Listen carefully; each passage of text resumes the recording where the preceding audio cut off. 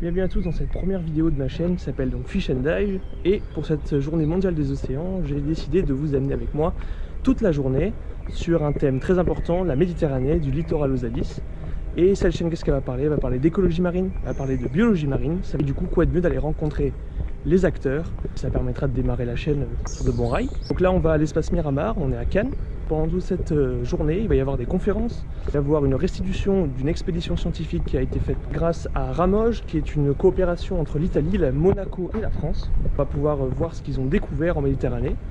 Ça va être super, on va rencontrer des scientifiques, on va rencontrer des associations de protection de l'environnement. Tout ça dans la même thématique, biologie, écologie marine, c'est parti.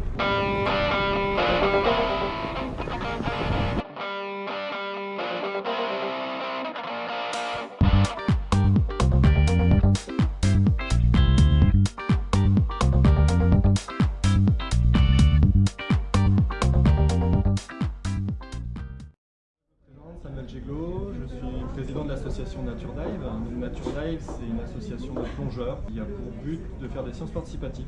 En tant que plongeurs, nous sommes tous des observateurs, des sentinelles, donc le but c'est d'utiliser des protocoles adaptés aux plongeurs non scientifiques et des données et ainsi pouvoir quantifier l'état de santé du milieu. L'écologie marine, moi j'aurais deux définitions. L'approche scientifique qui est la connaissance, l'étude du milieu, des habitants du milieu, espèces qui vivent dans un habitat particulier.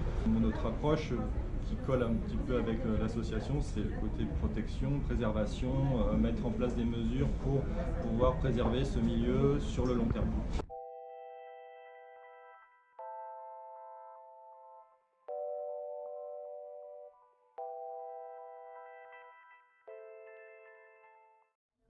Bonjour, je suis donc la directrice du conseil scientifique des îles de l'Érins. C'est une association cannoise depuis 1992 qui a été créée par des chercheurs de l'université de Nice. L'écologie marine, pour moi, c'est l'étude des habitats et également des espèces qui vivent dans ces habitats. Mesdames et messieurs les élus, Madame la secrétaire exécutive de l'accord Ramoge, Mesdames et messieurs, et c'est aussi le représentant de l'État en mer pour la Méditerranée pour ce qui me concerne. Donc pour introduire cette journée et cette table ronde, on vous propose tout d'abord de visionner un extrait du film de Jérôme Esplat, Méditerranée.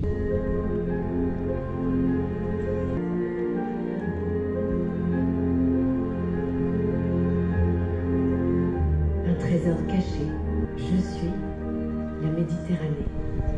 Le début de la mission, mise à l'eau du Rhône, etc., pour être sûr qu'il n'y ait pas de problème pendant les 10 jours de mission. Il y a des essais de sécurité, évidemment, parce qu'on est en mer, donc il y a des normes à respecter. Parcouru en Europe de près de plus de 40 km.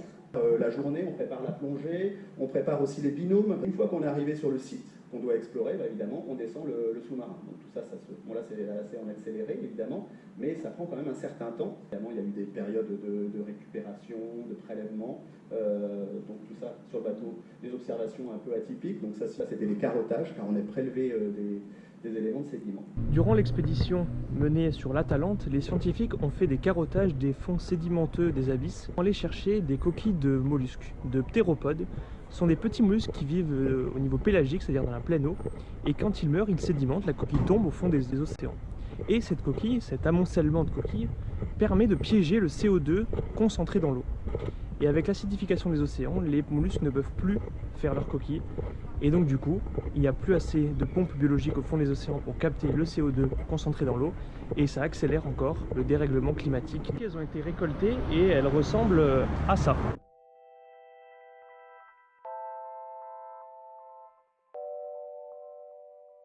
En faisant le suivi de la concentration de ces coquilles, on peut donc comprendre comment l'acidification des océans accélère ou pas, selon la quantité qu'on peut retrouver dans les sédiments.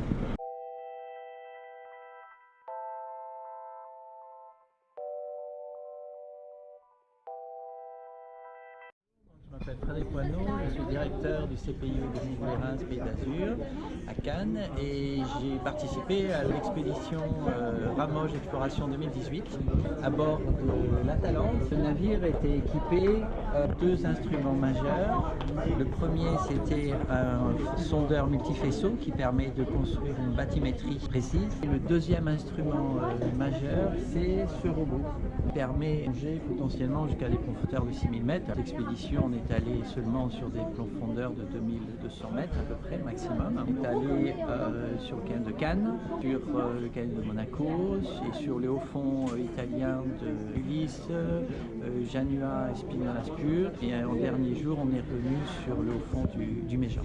Pour l'abord, c'était géologue sous-marin et l'éducation environnement, et donc c'est prélever des échantillons pour les montrer au public.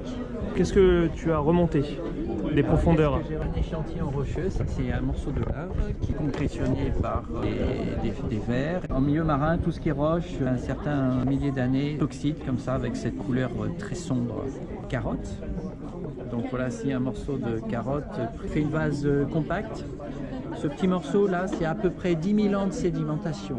Tout l'effet de la gravité, l'eau part et ça se compacte, ça devient quelque chose de dur comme ça. Des choses moins belles avec plastique. Une bouteille, le dessus a été découpé parce que des échantillons ont été partis pour analyse dans des laboratoires. Questi ambienti possono ospitare anche in virtù della presenza. Donc en fait, ce qui se passe probablement, c'est que les plastiques qui sont trop légers pour vraiment se poser sur le fond. C'est partout pareil. On a des images comme ça à Marseille, au large de Toulon. Bon, ça c'est dans la région ici, si vous voulez.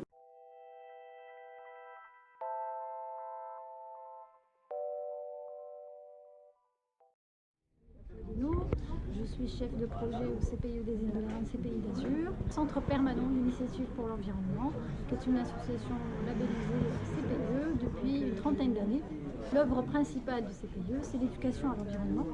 On travaille sur plusieurs sujets, milieu marin, sur d'autres sujets plus urbains, l'écologie marine, c'est l'étude des interactions entre vivants au milieu marin et leurs biotopes. Les scientifiques donc ont fait une super expédition sur les fonds profonds. Ils ont trouvé des espèces pas mal, surtout beaucoup de coraux d'eau froide, assez rarement observés et en grand nombre, avec pas mal de gorgones, dont une gorgone qui a été observée en Atlantique et là pour la première fois observée en Méditerranée. Il y a eu aussi des poissons, des lottes, des poulpes, poissons d'eau profonde. Ils ont pu observer une espèce de poisson très rare, qui est un poisson osseux, qui est ovovivipare. Alors c'est un terme qu'on va un peu détailler dans d'autres vidéos, mais ça veut dire en gros qu'il pond les œufs à l'intérieur de lui. Et ensuite les œufs éclosent à l'intérieur, un peu comme les requins, sauf que les requins sont des poissons cartilagineux. Et lui c'est un poisson osseux, pareil pour un requin qui a été observé de très près. Ils ont découvert pas mal de poissons, alors des espèces connues mais rarement observées, puisque dans les profondeurs on n'observe pas tout le temps ces espèces là, comme le poisson trépied par exemple, comme le poisson montre. Et ils ont aussi surtout retrouvé beaucoup de déchets. Alors les déchets étaient surtout des filets de pêche, qui détruisent en fait progressivement le milieu par leur présence, et surtout qui empêche une bonne couverture biotique, c'est-à-dire une couverture d'animaux, des algues ou des gorgones, etc. Ces déchets-là, ils ont été retrouvés jusqu'à moins 2500 mètres de profondeur, du plastique en grande majorité. Et il se trouve que certains poissons qui ont utilisé ça comme abri, ou qui ont utilisé ça comme bouclier, comme un crabe, qui utilise ça comme une protection contre ses prédateurs. Là, j'espère que cette vidéo vous a plu, c'était la première vidéo de la chaîne. On parlera de biologie marine, d'écologie marine dans les autres vidéos. Plus au niveau des écosystèmes, on découvrira des espèces que vous connaissez peut-être pas, ou que vous connaissez et qu'au fait vous n'en savez pas grand chose, comme les petits bernards l'ermite, les algues, vous avez peur de mettre le pied dessus. Donc on se retrouve pour une prochaine vidéo au bord de la mer. Ici commence la mer.